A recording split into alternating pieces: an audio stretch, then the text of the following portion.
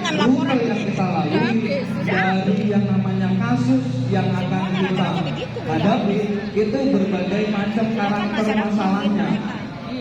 Mungkin dari segi kita berangkat rute jalan saja, mungkin teman-teman yang tinggal di Jakarta Timur umumnya sudah mengenal seperti apa sih rutenya, perjalanannya, tingkat kesadaran pengguna jalannya itu sudah sama-sama sekali tidak bisa kita andalkan. Walaupun kecepatan dari kendaraan pemadam kebakaran dengan sirine yang meraung-raung juga sama. Yang kedua, dari yang namanya keadaan yang terbakar, kalau memang itu situasinya kebakaran, dari bahan yang terbakarnya, dari psikis warga masyarakatnya yang sekarang ini banyak sekali terkesan arogan, baik itu ketika kita melintas menggunakan unit atau pada saat kita bekerja, mereka ingin kita didahulukan. Mereka tahunya kita supaya bisa memadamkan dengan waktu yang cepat. Jadi itu salah satu kendala atau bagian dari proses alur. Jadi adanya kejadian, lalu pelaporan, baru kita berangkat. Kalau pengen cepet, gampang, bisa ada solusinya. Yaitu kita janjian terlebih dahulu. Kira-kira kurang lebih 5-10 menit, teman-teman bisa telepon Pak Damkar, minta tolong dong rumahnya Ali 10 menit lagi mau saya bakar Pak. Mungkin saya bisa siap-siap dengan jarak 200-300 meter dari rumahnya Ali. Insya Allah.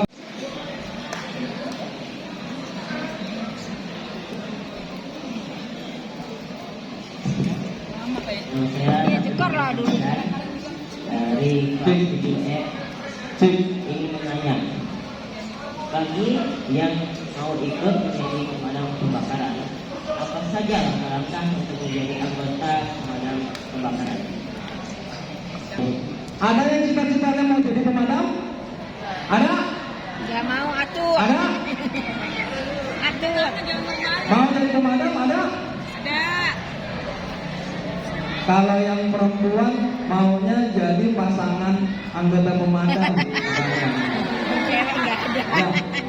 Orang lain aja. Apa yang mau ditanyakan? Lagi kamu.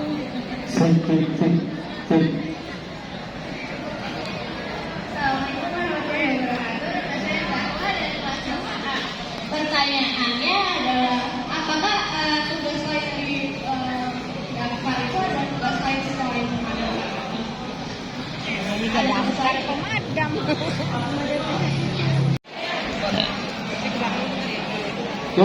Ada lagi yang mau ditanyakan? Ya.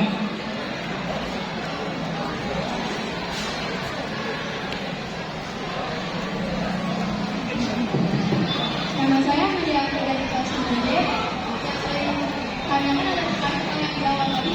Untuk emergency call itu hanya bisa ke petugas kantor atau bisa ke organisasi lainnya. Makasih. Lagi yang mau ditanyakan? Ya? Banyak.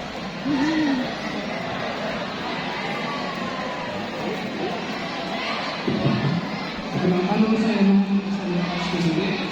Izin bertanya, untuk menjadi anggota daftar itu apa saja tes fisik maupun psikotes yang dites nanti, lalu untuk Dasar apa itu gajinya kering ya? terima kasih.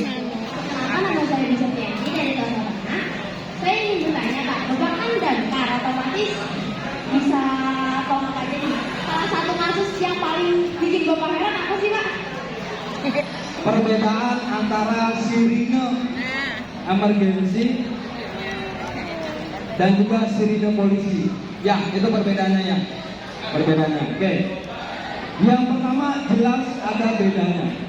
Kalau teman-teman sering mendengar sirine kami dengan sirine ambulan emergency, itu hampir ada kesamaan. Kesamaannya dari apa?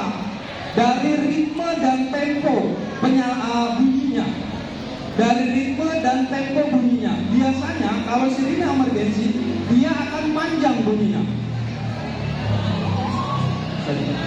Contoh. Panjang. Ya. Sedangkan kalau polisi dia ritme dan temponya tidak panjang, tapi jedanya hanya pendek-pendek. Itu perbedaannya. Makanya kita kalau misalnya di jalan sedang menggunakan. Nah, ini adalah emergensi. Ambulan dan juga pemadam kebakaran menggunakan sirine yang berbunyi seperti ini. Sedangkan kalau kepolisian itu dengan tempo dan ritme yang jedanya. Nah, ini tadi yang sirine kepolisian berbeda. Ya, karena apa? Karena untuk unsur kepolisian bukan berarti dia tidak dalam keadaan emergensi. Bukan. Hanya dia memprioritaskan suatu kebutuhan.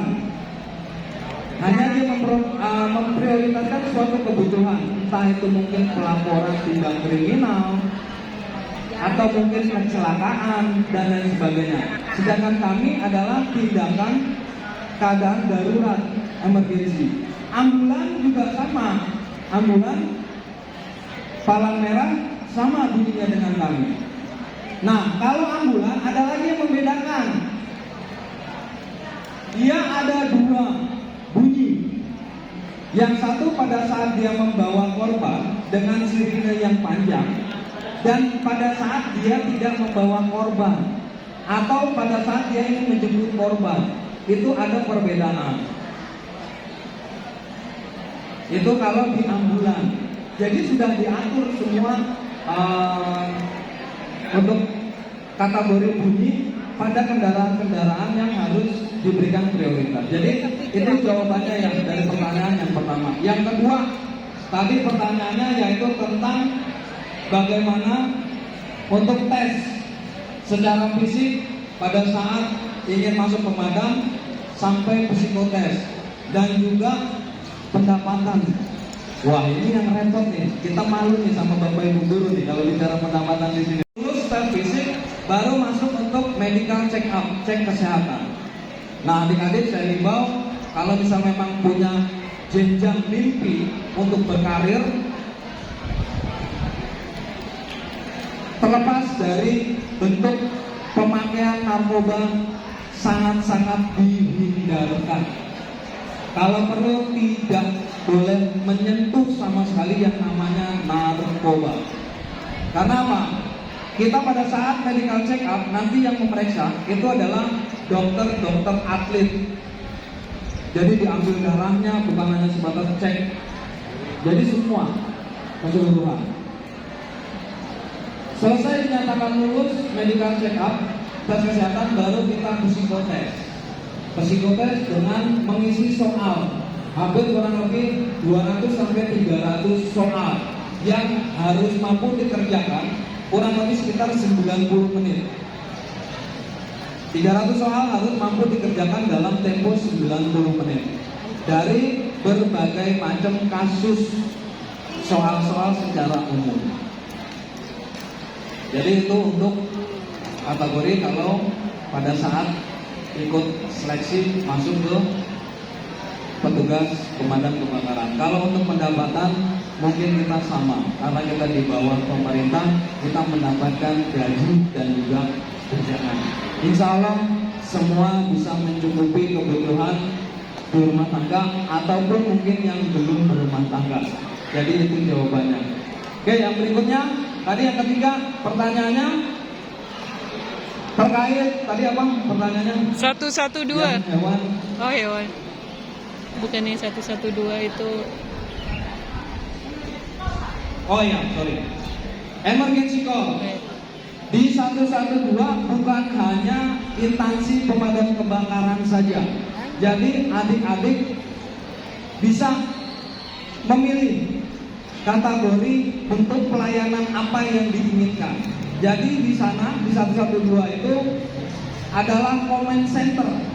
yang akan menyalurkan atau menghubungkan untuk kebutuhan yang diperlukan. Jadi selain ada pemadam kebakaran, ada Satpol PP, ada Disub, ada bagian kesehatan, ada ambulan keadaan darurat dan lain sebagainya. Kalau nggak salah tergabung ada 7 subinstansi. Jadi itu untuk call center 112. Nah yang terakhir tadi terkait dengan pertanyaan kasus yang pernah kita tangani yang dianggap sederhana, yaitu pertama kali kita bergeser sekitar 4 atau 5 tahun ke belakang. Pertama kali dicanangkan yaitu bagian penyelamatan. Kalau adik-adik ingin lihat, adik-adik punya media sosial, ada Instagram, adik-adik boleh bisa tergabung di Humas Jack Fire.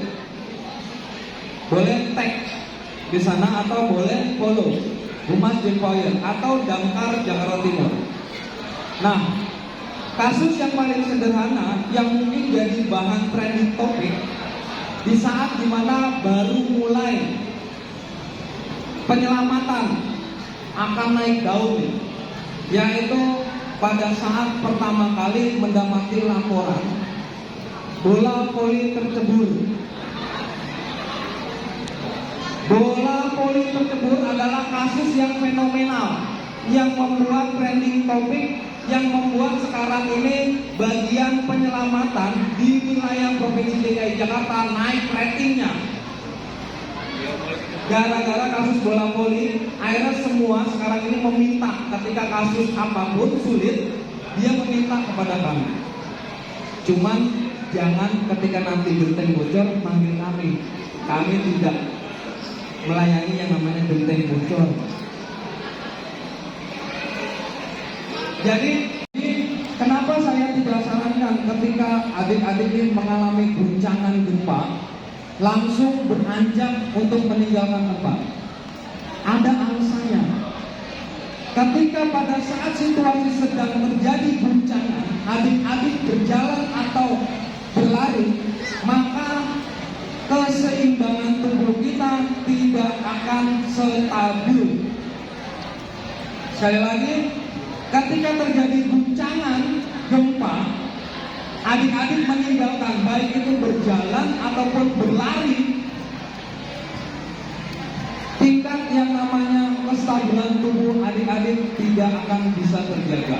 Yang ada justru akan terpontang-panting, menghindari keadaan darurat yang tidak diinginkan, entah itu jatuh, entah itu mungkin terkena.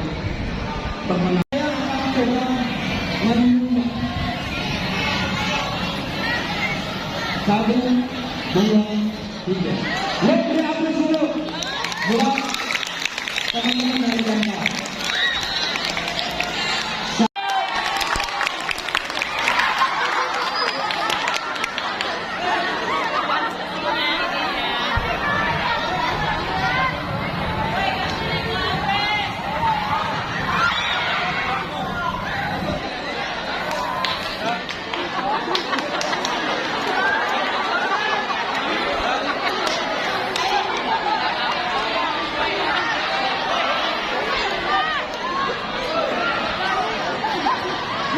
Nama siapa? Sebut nama, kelas, alamat, oke?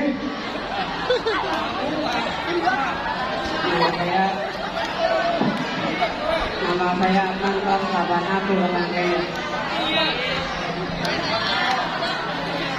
Ada pesan, mungkin kesan? Pesan terakhir. Kata-kata terakhir.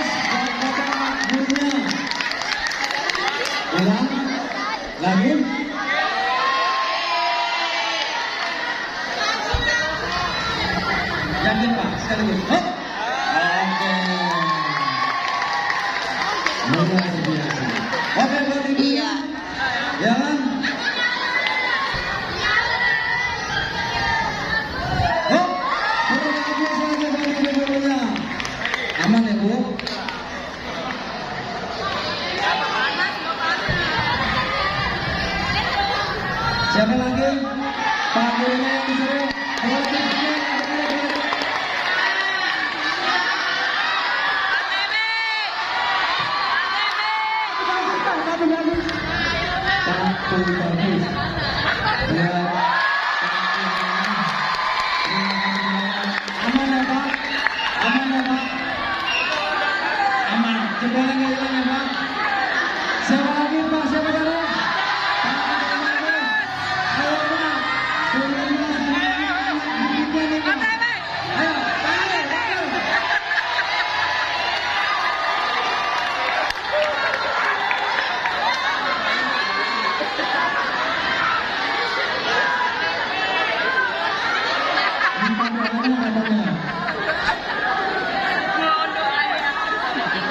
Padahal dia tukang doa.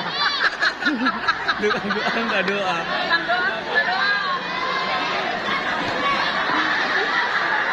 Aku tadi tangannya nggak nyampe gini.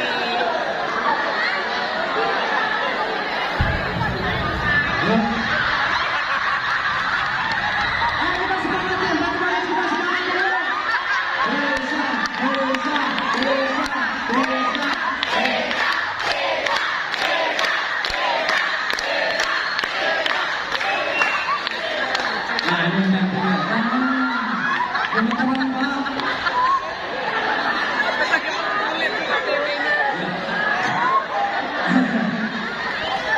Bisa lah.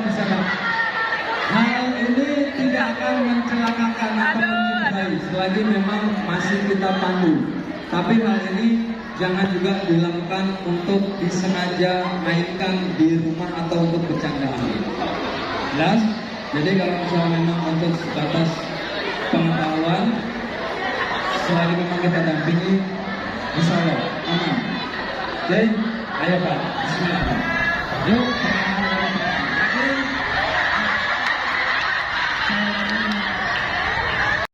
Ini harus dilepaskan kedua-duanya. Oke, caranya seperti apa? Caranya yaitu dengan cara memegang bagian leher tabung. Bagian leher tabung. Mungkin terlihat, adik-adik semuanya terlihat. Kemudian baru kaitkan jari untuk melepaskan pin dan juga segelnya. Sambil agak diputar, ditarik. Oke. Diputar dulu. Setelah lepas, kemudian bebaskan selang.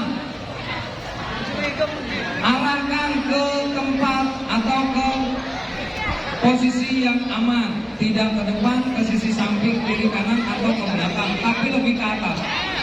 Untuk apa? Tujuannya sebelum kita lakukan pemadaman menggunakan apa? Kita perlu tahu ada isi tekanannya atau tidak. Caranya bagaimana? Yaitu dengan cara menghentakkan sekali. Nah, ini untuk memastikan kalau kondisi apa ada tekanannya dan juga ada isinya. Dan sampai sini, apa yang adik-adik punya di lingkungan SMP 139 berbahan jenis Tapi dong, yang silikon powder. tapi bang, Untuk pemakaian apa saja? Bahan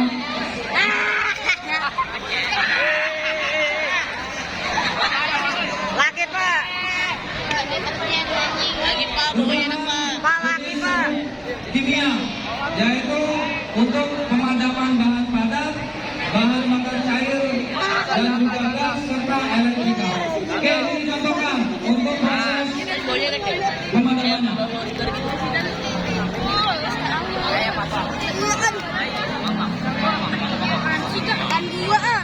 Di belakang Mbak, yang berdiri. Ya, yang nengok ke belakang. Hai, halo. Yuk sini. Yuk sini. Ya. Oke sini, maju ke depan. Yuk.